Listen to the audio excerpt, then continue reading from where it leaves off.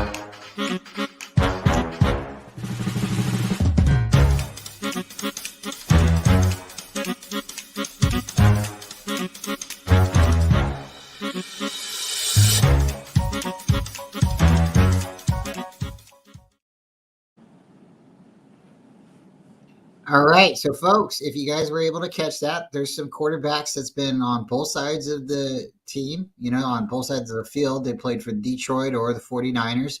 They might have played for other teams, but that's not what I was focusing on. We're focusing on the two teams that, kind of bring everybody together, right? Because you could have a job here in San Francisco or maybe in Detroit next season. It just depends on what happens with you individual, right?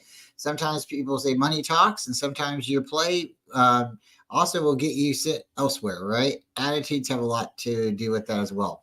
But it's neat if you get to go back and check that out. We've had a lot of quarterbacks: Ty Detmer, JT O'Sullivan, Sean Hill. We've had players from the past, Reed. We've had a couple of different players, and then I have to, I like to have fun. I throw in some kickers at the end because if you don't get a kick out of that, I don't know what you will. But so yeah, guys, we're playing the Lions. We've tied against them like one time. I know we've shut them out before in the past, but our last couple attempts at playing them, it's been pretty high scores. And I feel really good about playing the Lions. Even if they score a lot of points, I think the Niners will have the ability to put some points up on the board.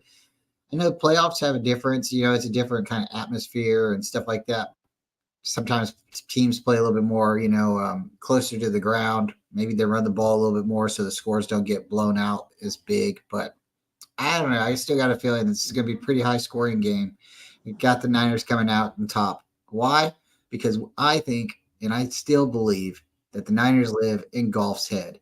The guy is what, David? 3-6? 3-6 3 and versus the 6. So let's give it down to Kenny. Kenny, how you feeling? It's been a while since I seen you, and thank you for making time out of your day to come and talk. And how do you feel about the Detroit Lions and the 49ers? This championship game, is it staged? Is it rigged? Is this what you're kind of feeling? Well, I had no idea. No, I did. I said this actually, even though I wasn't on any shows yet. I did say last year we were going to see Mosley in the playoffs, although he's hurt. But I did expect to see Detroit. That's who I expected us to play this year in the playoffs. I just thought we'd play them first. They played a lot better than I thought. How do you feel, David? Are you surprised with the Lions? I kind of am, but kind of not. They've been building in the trenches ever since Dan Campbell took over, and that's where you win football games. You know, they had a good like left tackle to start with, but they've been making draft picks, building that offensive line, building that defensive line, and it's paying off. You know, they didn't necessarily, I mean, they took a cap hit to get their quarterback, but they also took in some draft picks with the cap hit. So that offset, in my opinion. But, you know, right now, Jared Goff, I can't say he's playing out of his mind. He's you know, he manages the game, but then he also has an arm and can occasionally sling it. They have 2 rushers. Don't those guys have over 1,000 yards apiece? Big whoop. You see, yeah, and we also have like a lot of people, you know, we've been dogging ourselves about our rush defense, but I believe we're second in the league this season. Someone correct me in the chat if I'm wrong. In rush defense. No, Detroit, however, I believe they're 28th. rushing defense, we're third. The Lions are Third. second, and the Bears were first. The Lions were second? The Lions were second. Yeah, Ooh. we both have great running backs, and we both have great running defenses. Well, I'm not going to stand by that though. We have not been a good defensive rushing unit. You know what I mean? We have not been stopping the run the way that we used to. The way that we. Mm-hmm. What I always said last year was like, you don't run on this team. You don't run on this team. Period. And you wouldn't. It would be dumb of you to run on us last year. Nobody would even think of it. This year, I don't think we've been that team. That's my. Aaron Jones broke our streak of not allowing a 100-yard rusher. Yeah. He did. He broke it. But 9 minutes to go in the fourth quarter, he had a little bit over 50 yards. He wasn't throwing us. You know, we had Armstead back. They were doing their job, and then there it is. He breaks one. Yeah. So, yeah.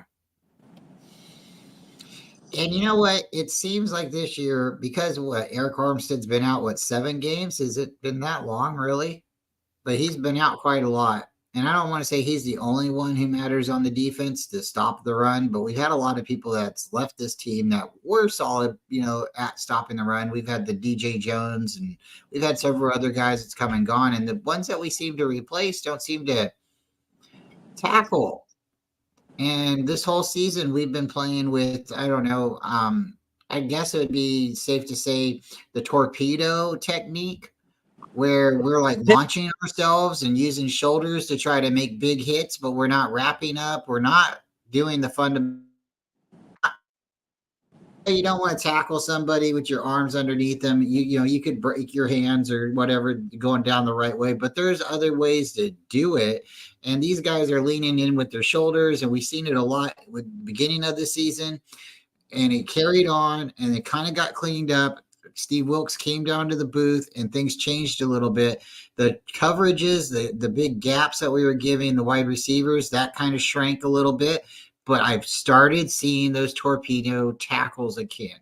And I don't know why they're not tackling, but I think the aggressiveness of our defense, that's not it.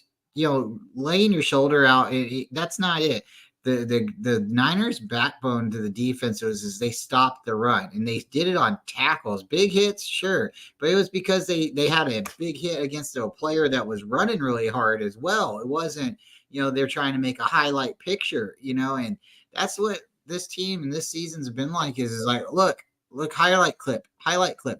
And I think when they stopped doing that in the middle of the season, we started winning some games. And again, recently, they've been doing that. And guys, I don't like that. I don't think we're gonna be able to go very when you have to play against offenses that score points. You have to imagine just laying a big hit on them. That's not enough. I think tackling somebody, any team tackling, you stop the play, right? Then it's second down, third down. What do you guys think about that? Here we go, Kenny. Well, you got to wrap the guy up, right? You can't just go in there hit stick Madden style. I remember, it's funny because I play a lot of Madden, so I remember I used to just dive at people and I could tackle them 15 yards from away. And then they changed all that because it wasn't realistic, and I had to learn how to tackle like a human being. And then later they changed that and added the hit stick. So I think tackling has evolved in the same way. I think people were easier to bring down. I don't know, maybe that sounds crazy. I think people were easier to bring down at one point. I think people even went down at one point, and they used to save themselves. People really didn't get hurt as much in the past. Now I think people try and stay up while 6 people are holding on to them. And I don't think that that's how running backs used to run in the past. They would be slippery. They would slide out. They would sneak out of there. They wouldn't drag 6, 7 people unless you were Jim Brown. So that's just how I feel about that. I feel like that's why there's a lot of injuries. Isn't that what happened to Jimmy? Jimmy could have went down on that sack a couple of years ago, and he was trying to drag people around, and he got hurt. And why are you trying to drag people around? You're the quarterback. I don't understand. Yeah. Not only drag people around, drag 200-300-pound defensive linemen. Leave that to the running backs. That's why that wasn't a wise decision for him. But at this point, the tackling, we've seen some big hits like Lenore on Swift in that Eagles game. That was like that's a play I actually highlighted during the season as the one that sticks out to me. But Dre Greenlaw is always hitting guys out of bounds, sometimes a little late. Hopefully he can keep it in the green and not get himself in trouble. I think that's an excellent goal to have. Why do you think Why do you think we're not tackling the way we used to? Guys are scared to get a penalty. That's actually, I just thought, you brought that thought to my head, buddy. You did. But that's look at how the penalties we get, right? It's like you hit a guy, he goes down, it's a legal hit. I saw Tayshaun Gibson make a hit and get a flag. I can't even remember what game that was, but he went in like this, hit him with his shoulder and his arm, and they called him for they called him for a helmet to helmet. It was like can't tackle people. You know that. It's hard to play defense in the NFL with the current rules. Back in the 80s, 70s, they could tackle a guy like Terry Bradshaw is a prime example of this. He's a good guy. Don't get me wrong. I have no hate for the guy whatsoever. He's great. But if you've ever watched him, you can kind of tell he took a few headshots. He did. But there was actually a podcast, and I'm not sure if you guys have heard about this, where he said that they the immaculate reception was on purpose. I've heard people say it hit the floor. So I don't have the complete details, and every time I read it, I get confused, and I'm sorry because I've read multiple different reports. So the way I understood it is if the rules at the time said if the ball hit a defensive player, it was supposed to have been like incomplete. And the way that it looked, I believe it was Jack Tatum who hit. It looked like it had hit him. as he had hit the player. And then that's where the ball went out. So at that point, it was supposed to be like plays over. But then Franco Harris, he's the one who picks up the ball. And again, they said it could have hit the ground. He's doing the right thing. He said, I won't ever tell. That's a secret that never needs to be seen, right? Yeah. Well, there is footage. There's footage out there, but they don't want that released. And it's really, really, really, really surprising that there is documentation out there of almost every game. And some games you just can't seem to find any footage of, right? Well, they know what happened with that game. And it was what it was. The Raiders at the time were a really good football team. They kept going back and forth in the 70s with the Steelers. And you had the Cowboys on the other side going back and forth. And the Cowboys in the 70s, I can't think right now of who their rival was, but they were pretty dominant. The Niners had a couple playoff runs in the beginning of the 70s, and we didn't do anything until the 80s after that. But it was the Cowboys, the Steelers. They were the ones going to the Super Bowl every year. And then the Raiders, they finally got in. I want to say the Raiders got in like 1977 or 1978. And, I want to say that's John Madden's Super Bowl. I would think. It seems to be certain things are scripted, or maybe the gifted, if you want to say. So for me, looking at this Super Bowl, seeing the way we had to go to Philly, and Philly's fans are as passionate as they were, and I'm not condoning the way they acted or anything like that, but just seeing it, and then our quarterback getting hurt. I don't want anything to be gifted to us. I want to win the game. But us being at home this weekend in front of the faithful, and Detroit having to come in, it almost seems like this is our time. The time is now. Detroit, yeah, you're a good team, and don't take anything. And I don't want to sleep on Detroit. I don't want to forget how they got here. They're supposed to be a really good running team, but the last couple of games, even going into the playoffs, they've had a little bit of a struggle with running backs. I think they're giving up like about 7 to 8 yards of running back per play. But they're supposed to be the number 2 running back defense in the league, if I'm correct. So that's like, okay, so you're having some issues right there. Niners are having issues too. We don't know if we want to run or pass, or who, Christian McCaffrey, if he's hurt, if Debo's hurt, it seems like we lose our identity. When we have other players that we can really lean on, we know we can play Mitchell. We know we can get production out of Kittle. We can get production out of Juice. There's other players. So, again, I really think this is the Niners game to win. And the only thing that would stop us from winning this game is the Niners getting too complacent. The Niners stop being aggressive. The Niners, you stop playing 49er football. So I think we can run the ball a whole lot in this game, open up the pass, and get a couple good passes, and from there just continue to run the ball. If we go up 2 scores in this game, I don't see us losing. I really don't. Our defense is really good, but we do have a problem with the runs, and just really, if we're not giving up 100 yards every time, that's fine. But we're giving up the crucial yards when the players need to get 6 yards. They're getting 7 yards. It's really sad. They're getting those plays on third downs. They're able to continue to turn the chains and move them, right? So that's the one thing that I think we need to really just eliminate. If anything, with the Packer game, hopefully that's just a wake up. And the Niners are, got enough, Pedialyte in them, electrolytes in them, whatever you want to say. Hopefully they're ready to play. Gatorade. So, dude, we go up 2 scores, like you said. If we get 14-ish points, it makes them one-dimensional. And their running team, like we discussed earlier, they have 2 rushers that have 1,000 yards. They're a running team. So now Jared Goff's going to have to start slinging the ball around. And with the way our defensive backs and linebackers are playing, that straight up plays into our favor. But that's kind of the ball's in Kyle's hands at this point, though. Are you going to come out and pass the ball 3 times again right off the bat? And our offensive line is a running offensive line. They're built for run blocking. Trent Williams and Aaron Banks are pretty good, but they're built for run blocking.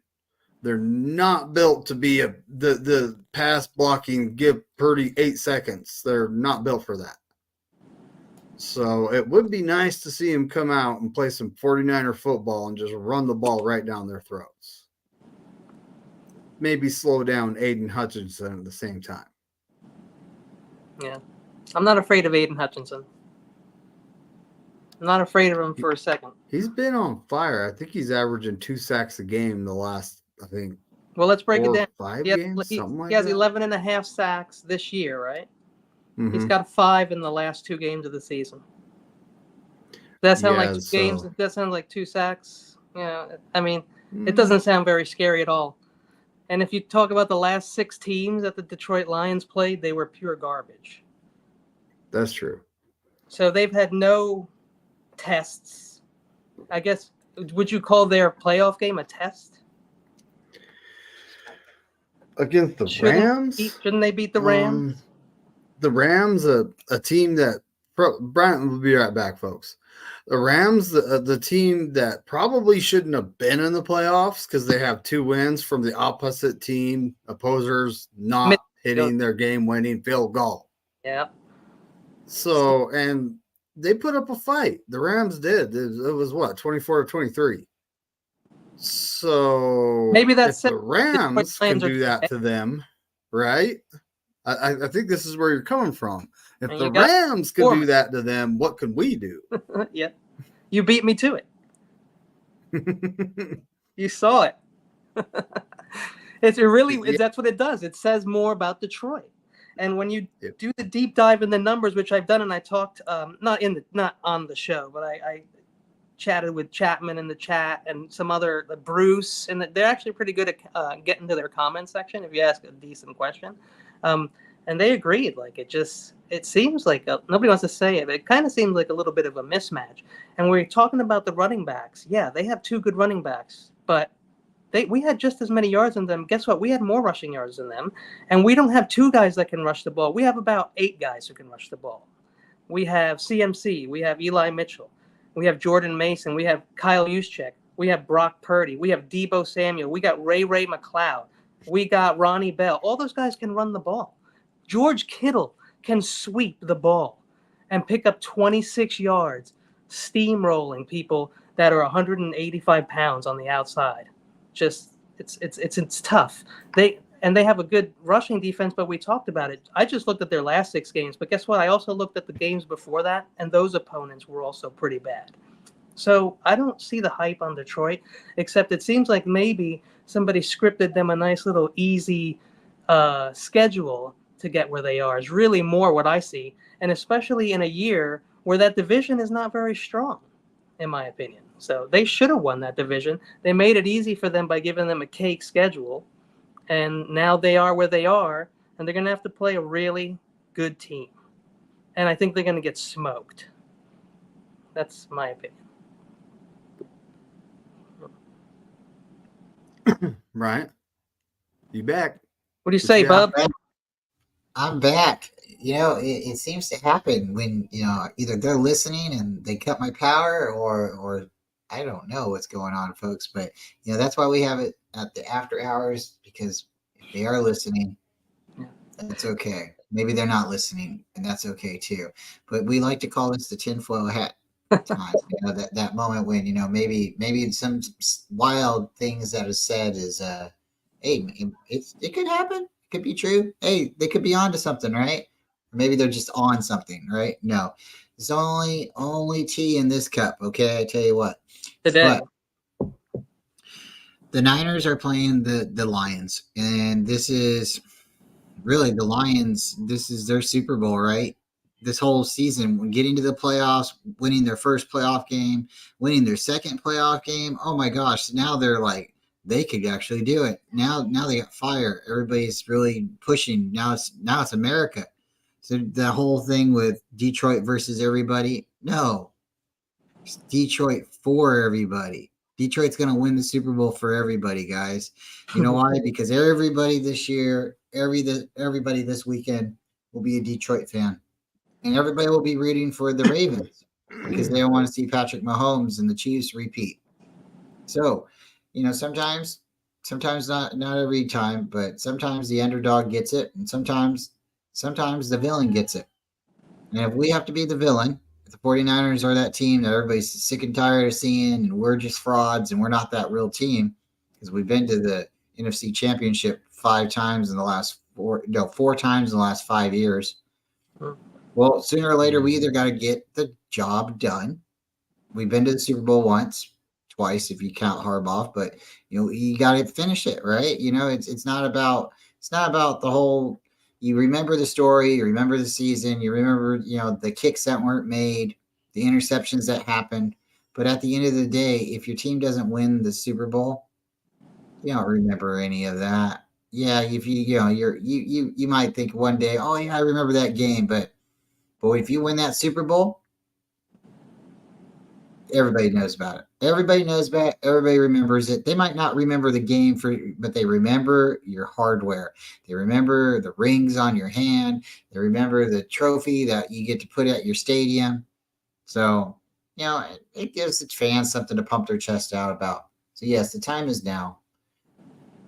Guys, who's coming out on top? Is it going to be that meme that they got pushed out already? Is it going to be Taylor Swift versus 8 Mile, Mr. Slim Shady, or the 49ers and the 49ers and the Ravens playing? And it's going to be one of those, what do you call it?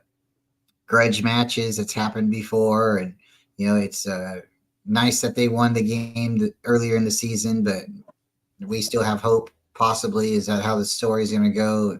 Maybe the Niners just had a bad day. It's all about storytelling. It's all about who is going to watch, what's the story, how do we get you to watch? Well, we need to make a better story, a more compelling story, right? So maybe it's just a tourism video. We really need people to move to Baltimore, and we really need people to move to Detroit, folks. I mean, those cities are going to tank soon. Unless you're downtown Baltimore, it's pretty grim. No offense, Baltimore. There's other cities too. Seattle. They could really use some positive things. But, Seattle, I think it's gone. I think it's too far gone now.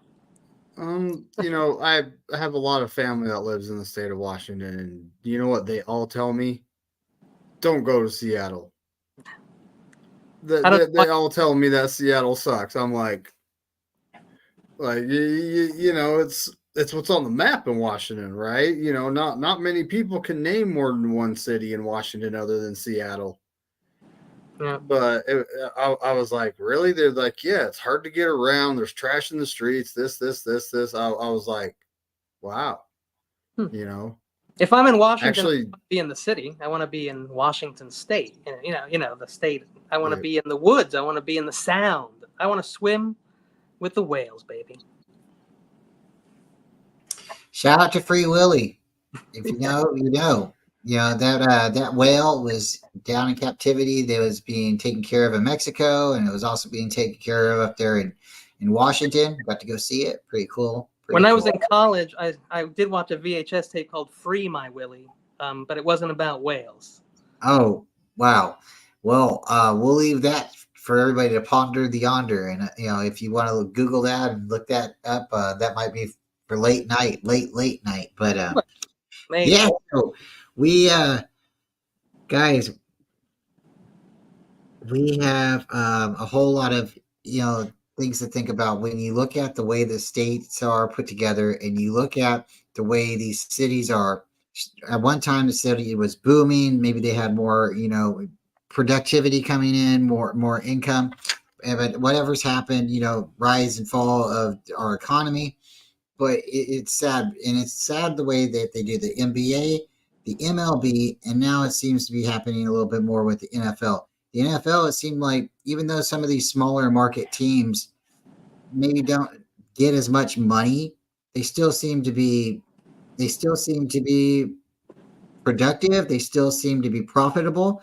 But now it's like you just said, maybe we need more people to move to Detroit. Maybe we need more people to move to Baltimore. There's a lot of people that live in California, and I know a lot of people are moving to Texas. Texas is pretty big, but not everybody can live there. So, I mean, And it's sad again too because you look at teams in Las Vegas. Where are they? The Raiders moved there, and now they're going to get the Oakland A's as well. So the city of Oakland is now moving to Las Vegas. Is everybody leaving California because of the taxes? I mean, like, really, guys, I don't know. There are things that are more important than. Hold on. Are the Oakland A's really going to Vegas? Yeah. Oh man. Yeah, we have one more season with them out here, and then they're moving. I wonder if they're going to change names. You know, they used to be, I want to say, the Philadelphia Athletics. So Yeah. the A's, name, if you want to keep it, okay, but like. Well, how about the Aces? The Las Vegas Aces still be an A. That would be it. Yeah, that could work. That could work too. But it's sad when you see teams relocate because of money. You know, what, a city can't buy you a stadium, so now you're going to relocate. And well, Los Angeles bought a Super Bowl and a World Series, so anything's possible. Yeah. I mean, Magic Johnson and celebrities and all these people buying in and stuff, you can't fail now. That's why they made The Rock buy the XFL, because they couldn't afford to have that fail. So The Rock had to save it with just his rockness, I suppose. Just being The Rock is going to save the XFL. I still think the XFL takes over the NFL one day. And they're wearing like pads with like spikes on them, like the Road Warriors used to in wrestling, and it gets out of hand. The USFL and the XFL have merged. They are now one league. Yeah. I don't remember what they go by, though. Definitely need a developmental league that has to be underneath the NFL, so that when somebody gets hurt, you get a quality player.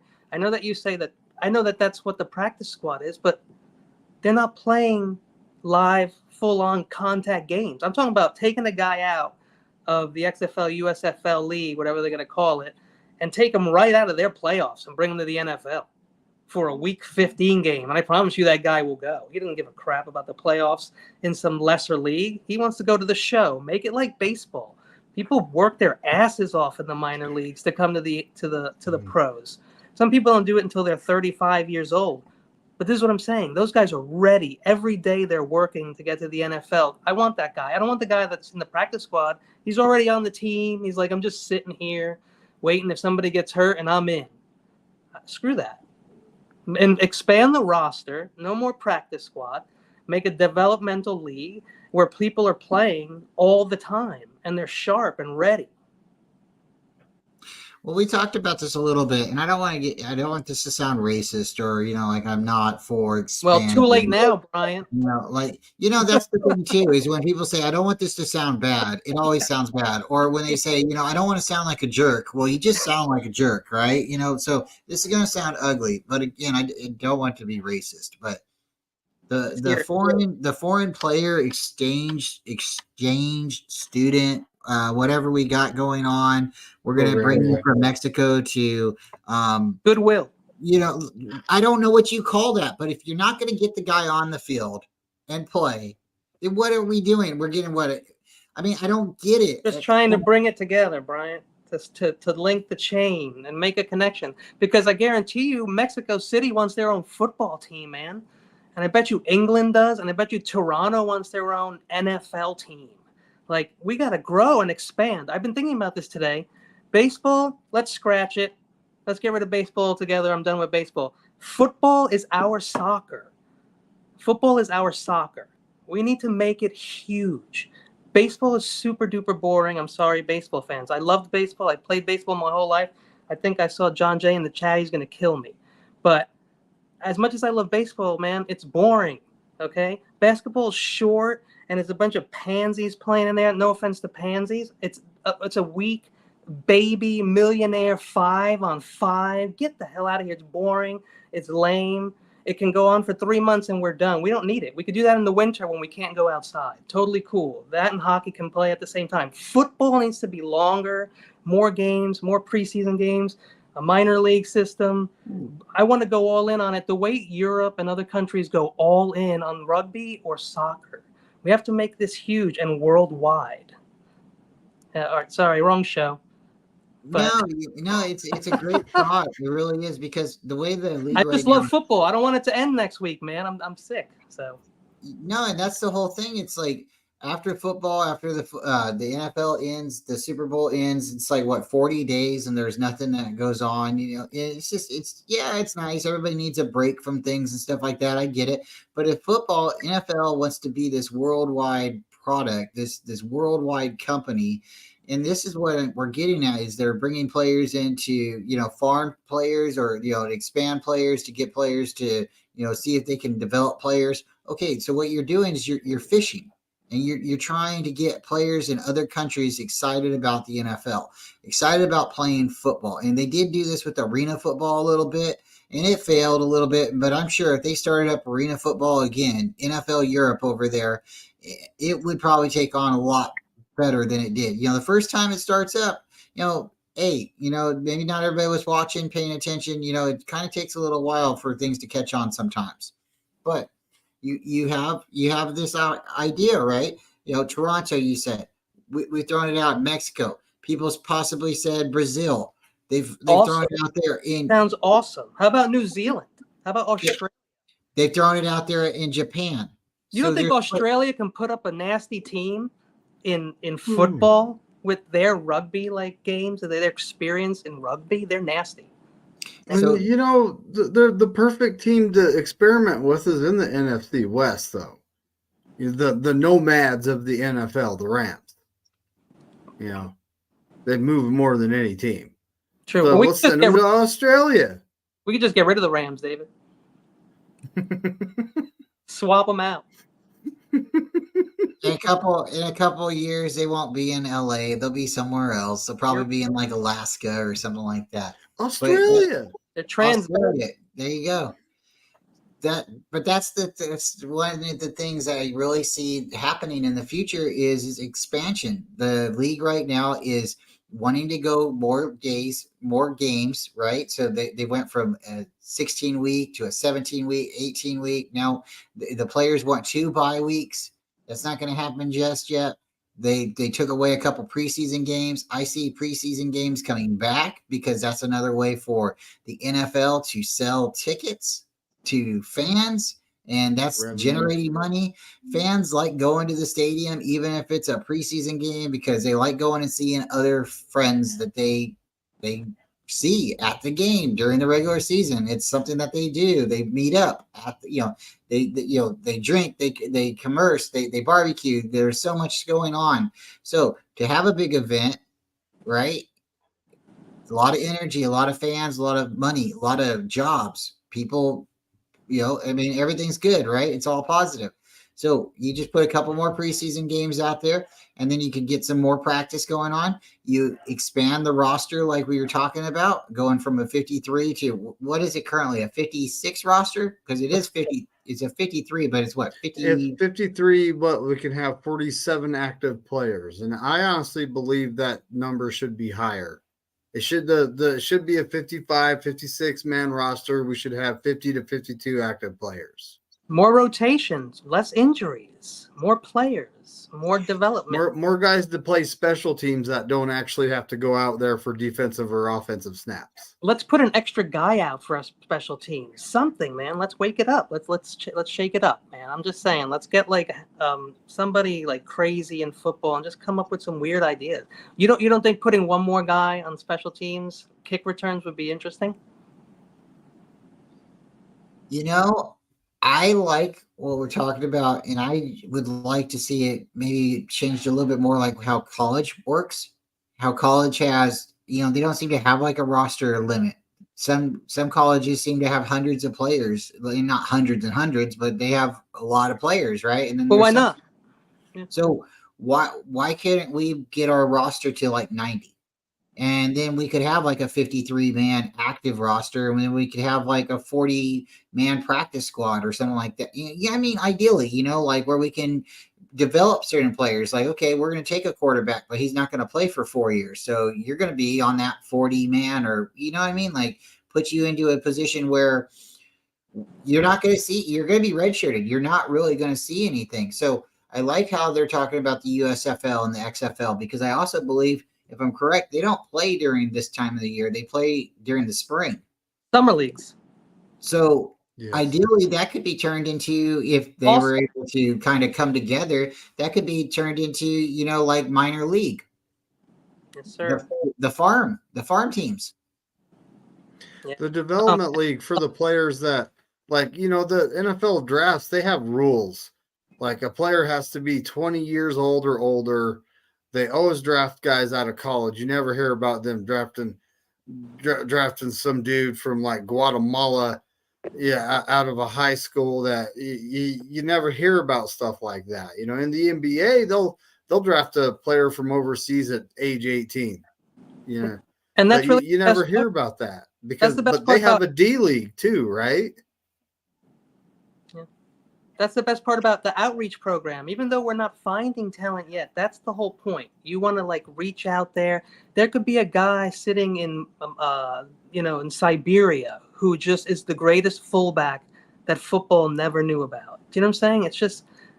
It's about finding talent. I want the best players out there. I want the best players out there so that when I'm watching the other NFL lower league that is not as good, there are still so many good players there that now I'm watching because they're good. I'm not watching scrubs with day jobs. I want to watch football players who are football players 365, 24/7.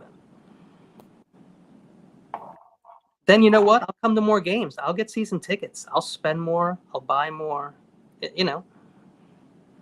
Ooh, there's John Jay with John Jay spitting those facts. So it's 21 years or 3 years out of high school is the rule for the NFL draft.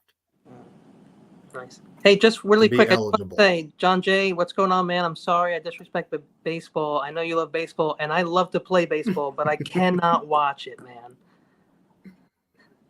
There isn't a 30-pack strong enough to make me watch baseball. No, there's something that just happened with baseball. It used to be fun. It was fun to play, and I think after the stuff that happened in the '90s, what was there, another strike in the '90s, and that really hurt people. And then we went ahead and we had steroids. We had the steroids. The Mark McGuire and the Barry Bonds thing that happened, and then it was fun to watch. It was fun to watch. Sammy Sosa era, and then the Giants didn't win that World Series, and a lot of people stopped watching baseball, in 2002 because of that, and because of the steroids. And then, here they come, and they got hot and they started winning. So people start, rooting for the team again. But what's really sad is they start selling off their team, like what they did with the A's. They've done, and I know this is a football channel, but we talk about conspiracies and we talk about sports and things in life in general. And really, the way things are going is if they continue to sell off teams and stuff like that, then you're only going to have really one or two teams that's really predominantly, good, and everybody else is going to be garbage. And that's what's happened in baseball.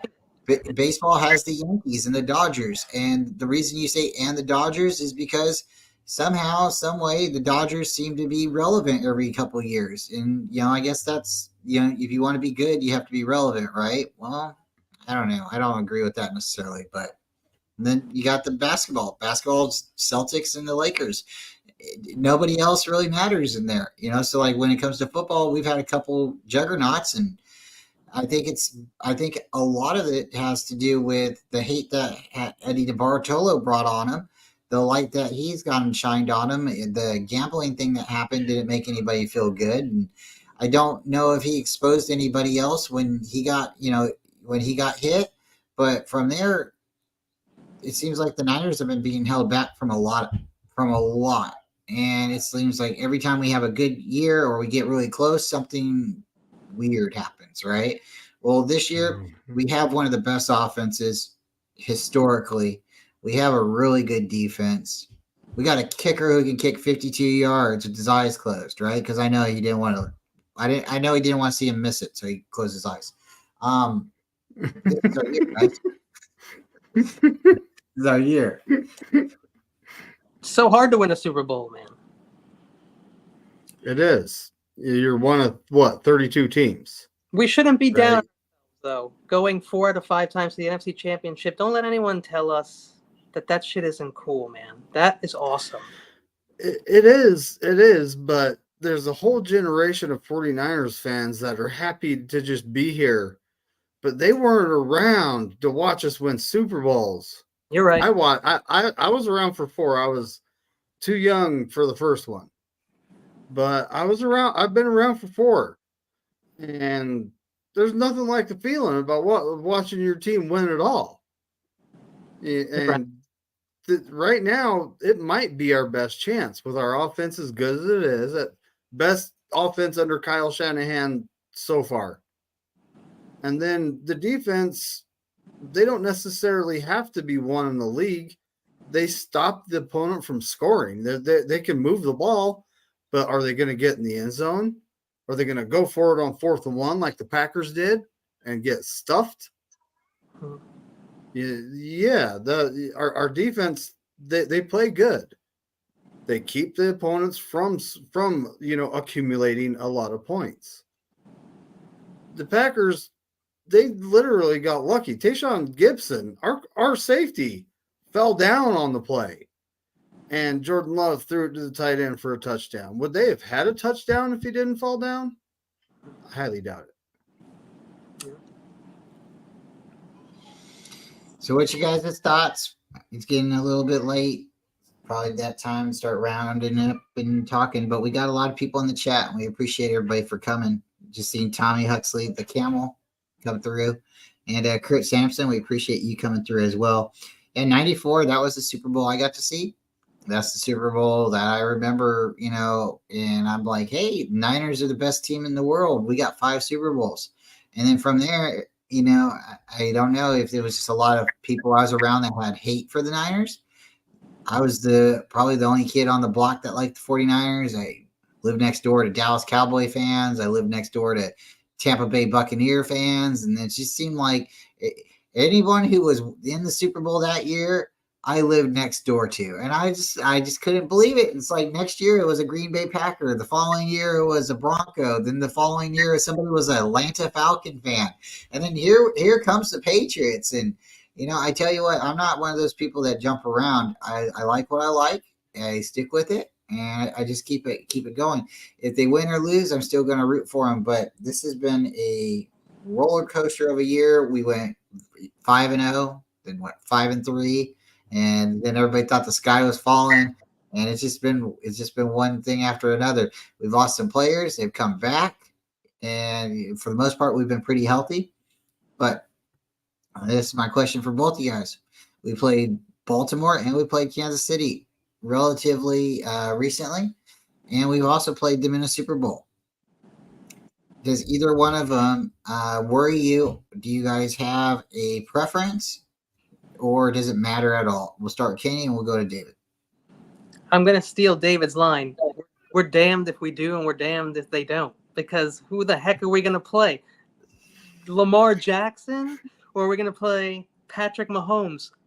And then we're sitting here saying we got to win a Super Bowl. It's going to be freaking hard. We got to slam on Detroit the way we should and get in there and just hope for the best, man. That's going to be really tough. I'm honestly not picking either team at this point because we got to get by Detroit. Yeah. First, let's just crush Detroit first, and then we'll talk about it.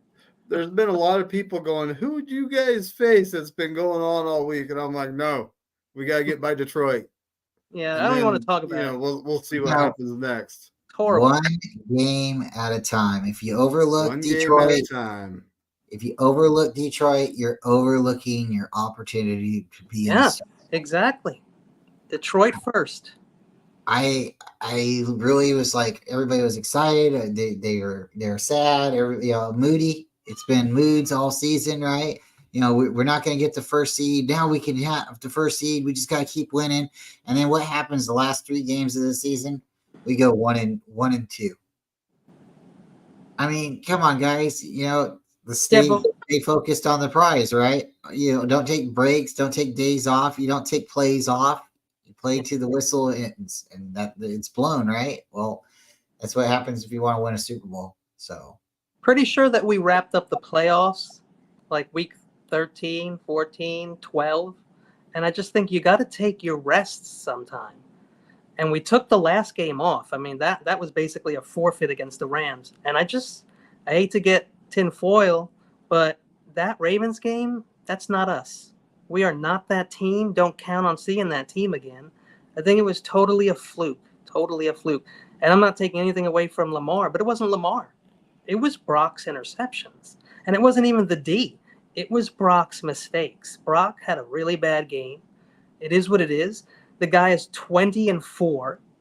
And if you take away the game that he was hurt, that they insist that he lost, I don't count that as a loss, but it is a loss. He's 20-4.